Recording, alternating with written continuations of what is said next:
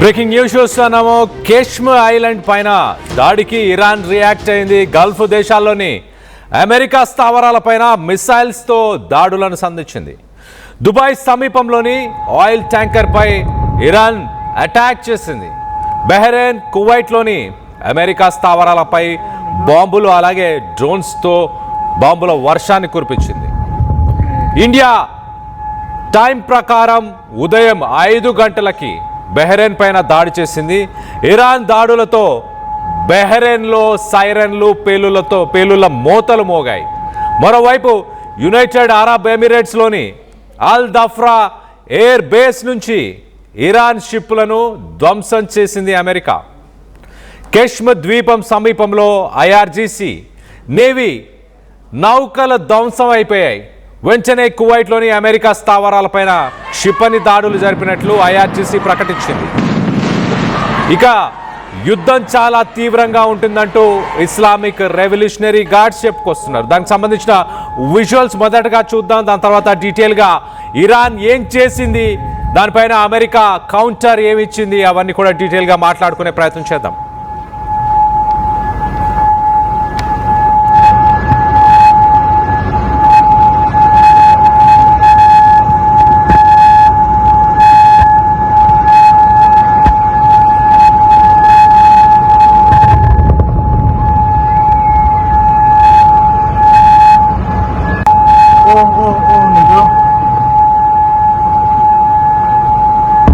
Right, మనం విజువల్స్లో చాలా క్లియర్గా చూస్తున్నాం. బహ్రెయిన్కి సంబంధించిన ఎయిర్ స్పేస్లో మిసైల్స్ ఎలా వస్తున్నాయి. బహ్రెయిన్ దేశం అంతా సైరన్లు మోగుతున్న ఆ సౌండ్ని మనం ఇప్పటిదాకా విన్నాం. సో బహ్రెయిన్, కువైట్ ఈ 2 దేశాల్లోని అమెరికన్ బేసెస్ని టార్గెట్ చేస్తూ ఇస్లామిక్ రెవల్యూషనరీ గార్డ్స్ అటాక్ చేశారు. కాశ్మీర్ ఐలాండ్ పైన అమెరికా దురుసుగా ప్రవర్తించడం, అలాగే అక్కడ కాశ్మీర్ ఐలాండ్లోని యాక్టివ్ రాడార్ సిస్టమ్, అలాగే యాక్టివ్ ఎయిర్ డిఫెన్స్ సిస్టమ్, వీటన్నిటిని అమెరికా టార్గెట్ చేశాను అంటూ ఒక స్టేట్మెంట్ ఇచ్చింది.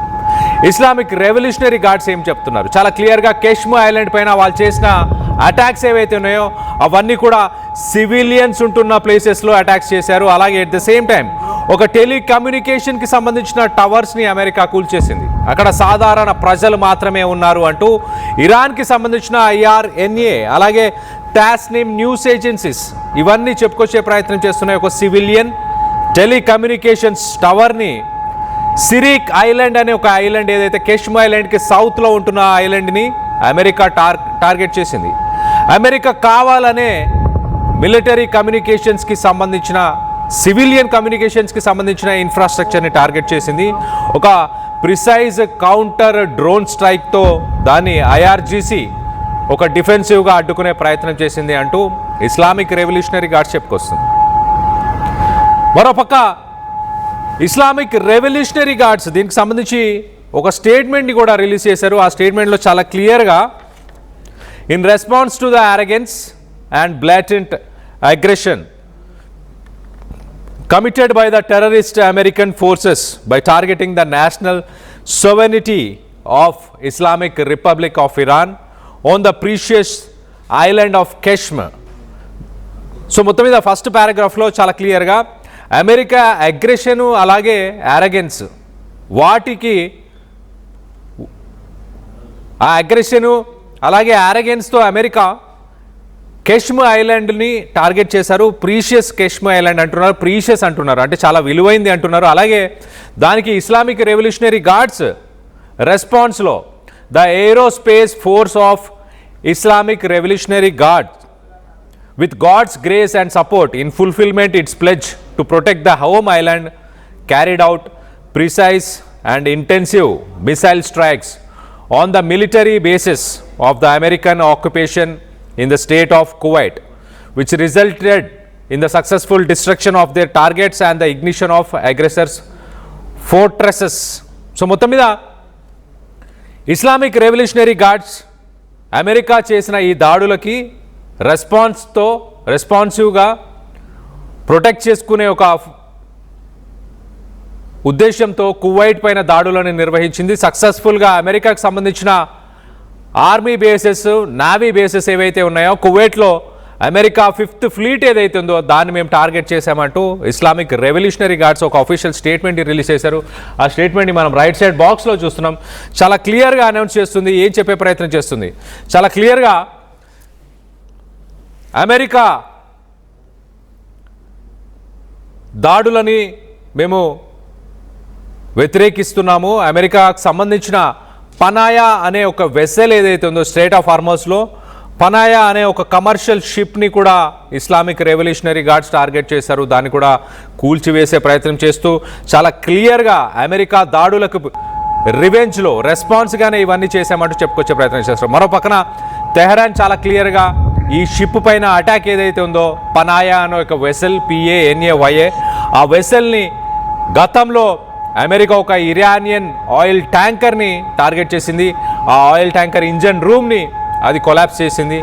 దానికి ప్రతి దాడిగా ఇప్పుడు ఈ పనాయా అనే వెసెల్ని మేము దాడి చేస్తున్నామంటూ చెప్పుకొచ్చింది.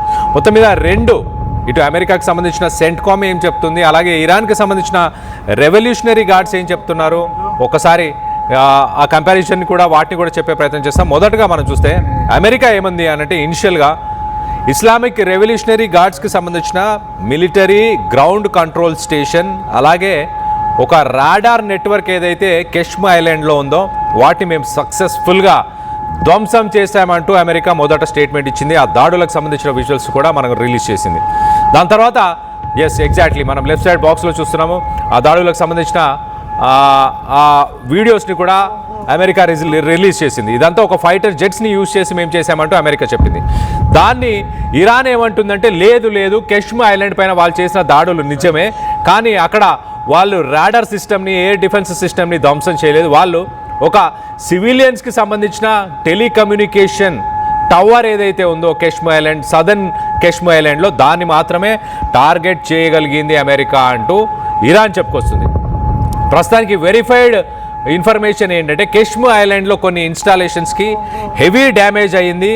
స్థానికంగా ఉన్న ప్రజలు కూడా భారీ శబ్దాలను కూడా విన్నాం, మేము ధ్వంసం అయినట్టు మాకు కూడా తెలుస్తుంది అంటూ మొత్తానికైతే వెరిఫైడ్ ఇన్ఫర్మేషన్ వచ్చింది. దాని తర్వాత ఇరాన్ చేసిన స్టెప్స్ ఏంటి, ఇరాన్ తీసుకున్న స్టెప్స్ కూడా చెప్పే ప్రయత్నం చేస్తా. దానిపైన అమెరికా ఏం స్టేట్మెంట్ ఇచ్చిందో అది కూడా చెప్పే ప్రయత్నం చేస్తా. ఇరానియన్ మిసైల్స్ని మేము కువైట్ అలాగే బెహ్రెయిన్ పైన దాడులను నిర్వహించాము, వాటిపైన మిసైల్స్ని సంధించాము అంటూ ఇరాన్ చెప్తుంది. అమెరికా ఏమంటుంది, ఇరాన్ ఏదైతే కువైట్ బెహ్రెయిన్ పైన మిసైల్స్ని ఫైర్ చేసిందో ఆ మిసైల్స్ని మేము ప్రాపర్గా ఇంటర్సెప్ట్ చేశాము, వాటిని గాల్లోనే ధ్వంసం చేశాము మిడ్ ఎయిర్లోనే అంటూ అమెరికా చెప్తుంది. కానీ ఇరాన్ ఏమంటుంది అనంటే చాలా క్లియర్గా అమెరికాకు సంబంధించిన 5th ఫ్లీట్ హెడ్ క్వార్టర్స్ ఏవైతే కువైట్లో ఉన్నాయో అలాగే ఒక అలైడ్ ఎయిర్ బేస్ ఏదైతే కువైట్ బెహ్రెయిన్లో ఎయిర్ బేస్ ఉందో వాటన్నిటిని మేము సక్సెస్ఫుల్గా స్ట్రైక్ చేశాము మిసైల్స్ డ్రోన్స్ యూజ్ చేసి అంటూ ఇరాన్ కౌంటర్ అటాక్లో మేము ఇవన్నీ ధ్వంసం చేశామంటూ ఇరాన్ చెప్తుంది. దీనికి సంబంధించి వెరిఫైడ్ ఇన్ఫర్మేషన్ ఒకసారి చెప్పే ప్రయత్నం చేస్తా.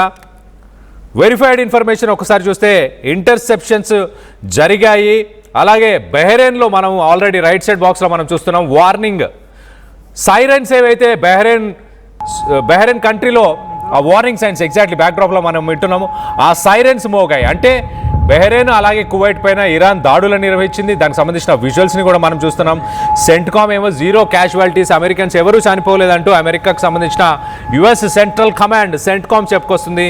ఇరాన్ ఇంకా దానికి సంబంధించి ఎంతమంది గాయపడ్డారు అన్న డీటెయిల్స్ మేము వెల్లడిస్తామంటూ ఇస్లామిక్ రెవల్యూషనరీ గార్డ్స్ చెప్పుకొస్తున్నారు. మొత్తం మీద మరో పక్కన ఇదంతా ఎయిర్ స్ట్రైక్స్ అలాగే ల్యాండ్ పైన జరిగిన అటాక్స్, స్ట్రైట్ ఆఫ్ హార్మజ్లో జరిగిన విధ్వంసం, గడిచిన 12 గంటల్లో జరిగిన విధ్వంసం గురించి కూడా డీటెయిల్గా చెప్పే ప్రయత్నం చేస్తా. మొదటగా అమెరికాకు సంబంధించిన సెంట్కామ్ ఏం చెప్తుంది, మేము ఇరాన్కి సంబంధించిన 3 అటాక్ డ్రోన్స్ని గాల్లోనే కూల్చివేశాం. అక్కడ కమర్షియల్ షిప్స్ని టార్గెట్ చేస్తూ ఇరాన్ చేసిన దాడులని మేము ఇంటర్సెప్ట్ చేశాము సక్సెస్ఫుల్గా అంటూ అమెరికా చెప్తుంది. స్ట్రైట్ ఆఫ్ హార్మజ్లో కొన్ని షిప్స్ని ఇరాన్ అటాక్ చేసే ప్రయత్నం చేసిందంట, వాటన్నిటిని మేము ఎదుర్కొన్నామంటూ అమెరికా స్టేట్మెంట్ ఇచ్చింది. దానిపైన ఇరాన్ ఏమంటుంది, ఇరాన్ సక్సెస్ఫుల్గా మేము పనాయా అనే ఒక కమర్షియల్ షిప్ని, ఒక వెసల్ని, PANAYA అనే ఒక షిప్ని మేము కూల్చివేశాము. గతంలో ఇరాన్కి సంబంధించిన ఒక ఆయిల్ ట్యాంకర్ని అమెరికా టార్గెట్ చేసింది, దానికి రెస్పాన్స్గా ఇప్పుడు ప్రస్తుతానికి ఈ పనాయా అనే వెసల్ని మేము కూల్చివేశాము అంటూ ఇరాన్ చెప్పుకొస్తుంది. సో మొత్తం మీద గడిచిన 12 గంటల్లో భీకర దాడులు జరిగాయి. అమెరికా కేష్మీర్ ఐలాండ్ పైన మేము దాడులు చేశాము సక్సెస్ఫుల్గా, అక్కడ air defence system, radar systems అన్నిటినీ కూల్ చేశామంటూ అమెరికా చెప్తుంది. ఇరాన్ మరొక పక్కన కువైట్, బెహ్రెయిన్ లాంటి దేశాల్లో అమెరికాకు సంబంధించిన 5th ఫ్లీట్ హెడ్ క్వార్టర్స్ అని చెప్పొచ్చు, ఒక రకంగా నావీకి సంబంధించిన హెడ్ క్వార్టర్స్, ఆ హెడ్ క్వార్టర్స్ని మేము టార్గెట్ చేశాము, ఒక ఎయిర్ బేస్ని మేము టార్గెట్ చేశాము అని చెప్పి ఇరాన్ చెప్పుకొస్తుంది. అలాగే స్ట్రెయిట్ ఆఫ్ హార్మోస్లో కూడా మనం చూస్తే స్ట్రెయిట్ ఆఫ్ హార్మోస్లో కూడా కొంత యుద్ధ వాతావరణం అయితే నెలకొని ఉంది. అక్కడ నావీ సివిలియన్ షిప్స్ని ఇరాన్ టార్గెట్ చేసినట్టు తెలుస్తుంది. ప్రతిదాడిగా అమెరికా చేసిన దాడులకు ప్రతిదాడిగా మేము సివిలియన్ షిప్స్ని టార్గెట్ చేశాము అంటూ ఇరాన్ స్టేట్మెంట్ ఇస్తుంది. అమెరికా మాత్రం అక్కడ ఇరాన్ చేసిన దాడులని మేము సక్సెస్ఫుల్గానే గాల్లోనే ఎదుర్కొనే ప్రయత్నం చేశామంటూ అమెరికా స్టేట్మెంట్ ఇస్తుంది. సో మొత్తం మీద యుద్ధం భీకర రూపాన్ని మరొకసారి దాల్చినట్టు చాలా క్లియర్గా అర్థమవుతుంది. ఈ యుద్ధంలో ప్రస్తుతానికి అమెరికా, ఇరాన్ మాత్రమే కాదు, గల్ఫ్ కంట్రీస్లో కూడా వీటన్నిటిపైన కూడా ఈ ఇంపాక్ట్ చాలా క్లియర్గా అనిపిస్తుంది. బెహ్రెయిన్, కువైట్ లాంటి దేశాలపైన నిన్న ఇరాన్ విరుచుకుపడింది. వాటిని మరి అమెరికా సక్సెస్ఫుల్గా ఎదుర్కోగలిగిందా అంటే లేదని